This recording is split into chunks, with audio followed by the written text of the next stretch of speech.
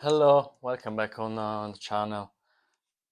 In this video, I have the radio already opened for another reason. I was repairing the reception of the radio, the pin diode. But at the same time, because it's on the RF board, and because I will took the RF board out, I'm gonna take advantage of this, and I will check and eventually replace some of all maybe the relays that are in part of the preselector of this radio called VRF. So the relays are those here. You will see the picture now.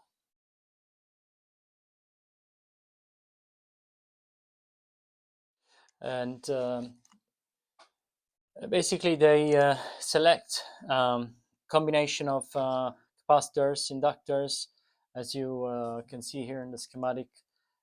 This is the relay that deviate the RX path, either direct or down to the this part here, with all the relays and all the capacitors here and inductors, and those are intended for to make it pre-selected for 160, 80, 40, 30, and 20 meters. So I show you why I want to check and eventually replace, if needed, the relays. I switch on the radio. Let me give it a bit of brightness, maybe. Okay.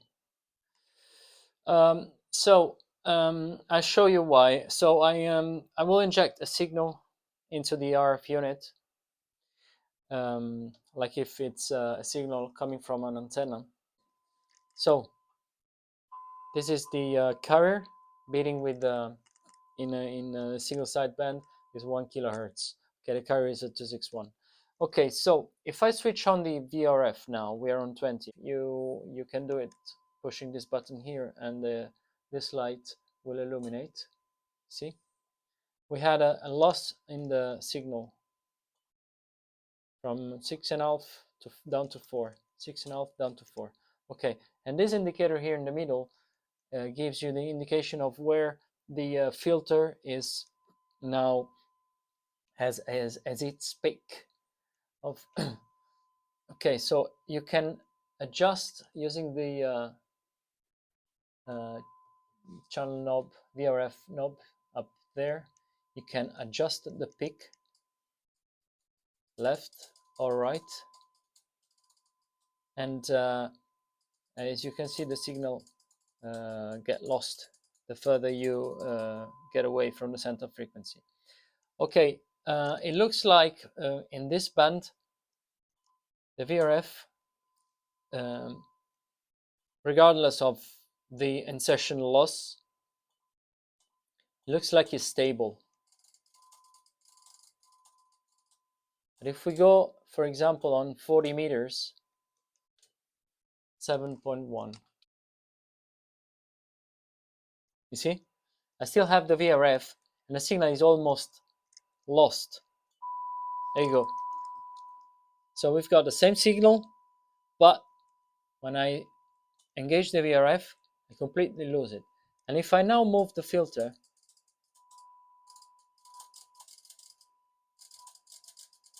so if I move the filter and I stimulate the relays as much as I can, also doing like this,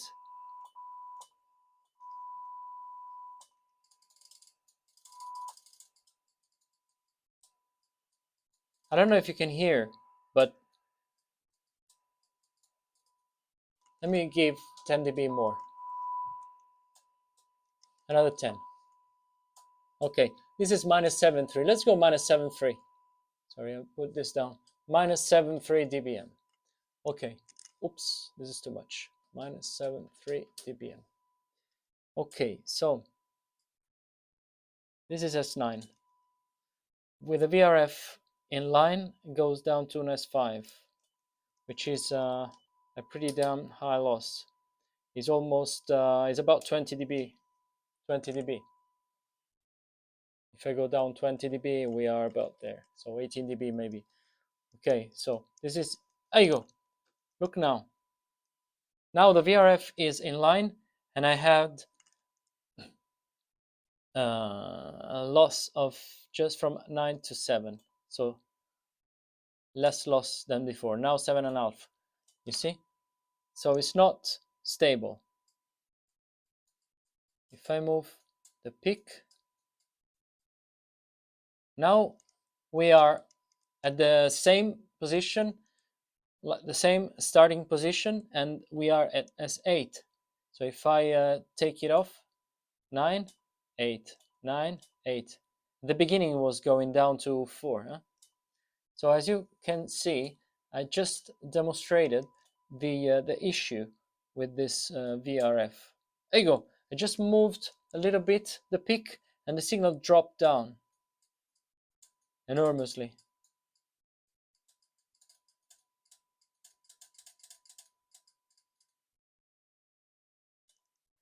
Now I want to tap a little bit on the relays, and let's see what happens.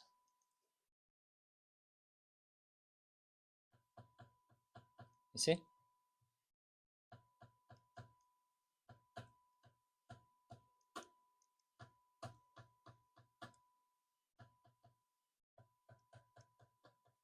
So to me, those relays aren't good. Basically, without going without checking every band, I can tell you that I have realized the radio was having this issue also on other bands, like 80, for example. Okay, so what I'm gonna do is I'm gonna take the RF board out, and I want to check, desolder the relays, remove them, check them, and I want to check the resistance, internal resistance of the path, and comparing with the data sheet, the expected resistance we should have, and then if needed, I will change it. I have already bought some of those. Okay, I have prepared this easy setup. I have removed 5 relays on the coil side. I'm gonna check them now. I'll pick up one, 2 pins for the coil inside, which draws something like 7 milliamps, and these are the contacts. So this is a double pole, double throw. The common is the one in the middle, and then is normally shorted with this pin here. So the center one and this one, and same on the other side, the center one with this one. When you switch on the current through the coil, then switches to the other one. So from the center to the up to the left one, and same here. So let's go. 0.7, 0.8. Okay.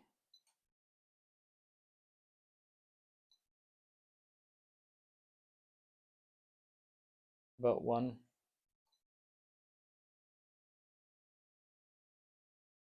0.8 now. 1. Okay, let's go on the other side.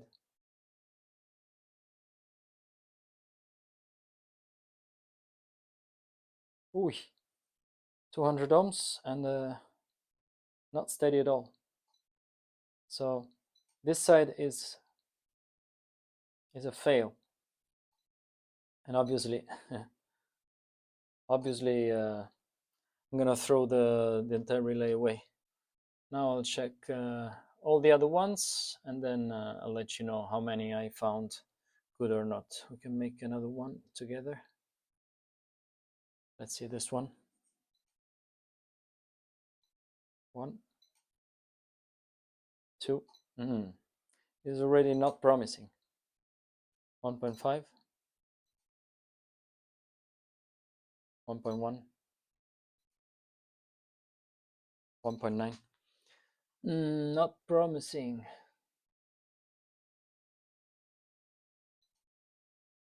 2.7. No.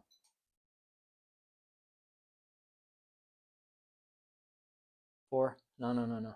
So this one is gonna be thrown away, and I'll check the other ones. I'll show you this one because I found consistent results. So just for sake of showing how it should be.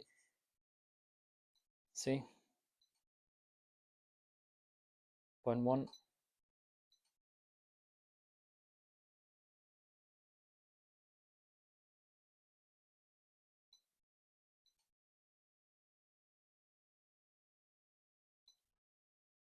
Not perfect, but still much better. It's drawing 8 milliamp the coil. Okay, I'm throwing away 3 and keeping 2. Now this one is new also. This one is the very same from Panasonic, and I bought these white ones as a replacement because I couldn't find the Panasonic on the website I bought from. The model, if you wish, HFD3V-12 is a replacement for the Panasonic ATX203, the 12-volt version. Here you can see the relay is finally installed on the board. I replaced 9 of them, 4 on the coil side and 5 on the capacitor side.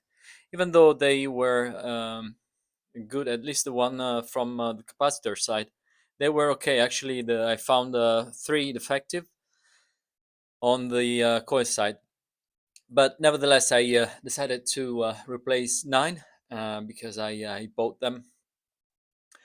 But I still have the good Panasonic on a side for future reuse. Okay, now it's time to power up the radio. Okay, let's go on 20, and I want to go to 100. My generator is set at 14.201. No attenuation. IPO is off. So I should have, with minus 73, I should have an S9 signal. And sure enough, we have it. Now, I'll switch on the preselector and I'll go through the various bands. 20 is the upper one. Then we go 30, 40, 80, and 160. Okay, so let's see. Insertion loss, nothing. Did you see? Which is good. I expect very little insertion loss. Most likely, if I go down in a more sensitive area of the S meter, we should see a little bit of insertion loss. Let's see. You see? Okay.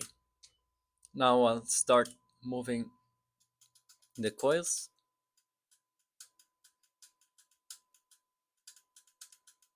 And we are very good here on 20. Going back. Cycling. Okay. Now let's go to 40. Again, S9. And now VRF. Okay, a little bit of insertion loss, but still nothing like before, huh? Much better.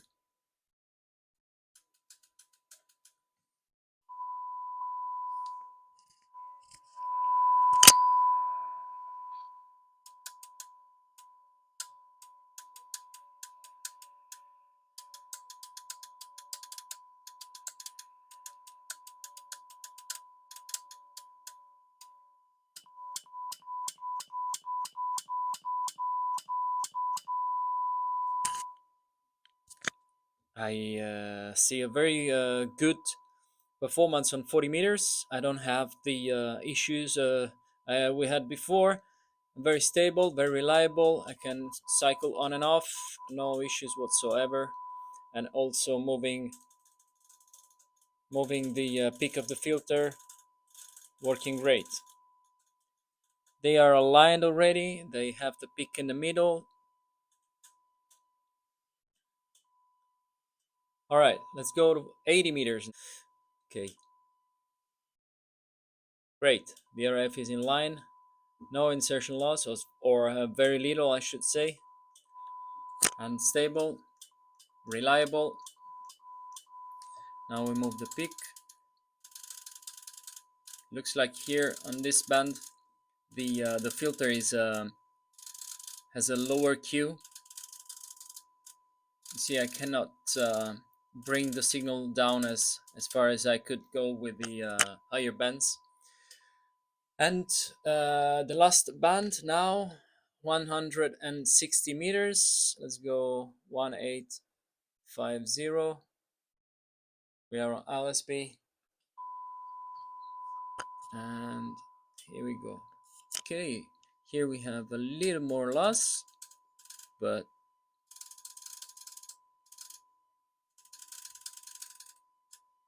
still great.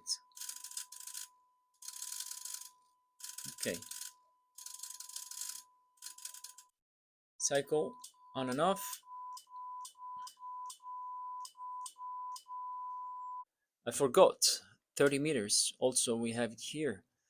30 meters. Let's say I put, so we are on CW. I can put 10.101.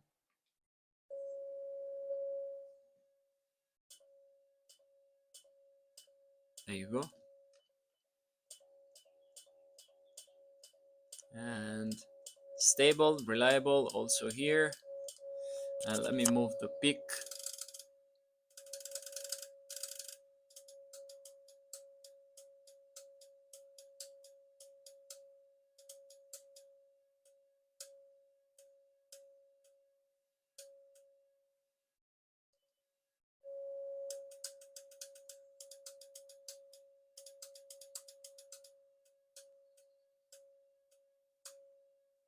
Those are just spikes, the jumps of when the exact relay is selected. But yeah, also here working great. Okay, I'm very happy, and this repair is complete now.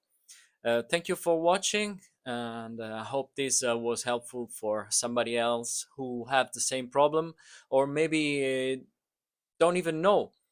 Because when I bought this radio, the person who sold the radio to me didn't mention anything about it, but I immediately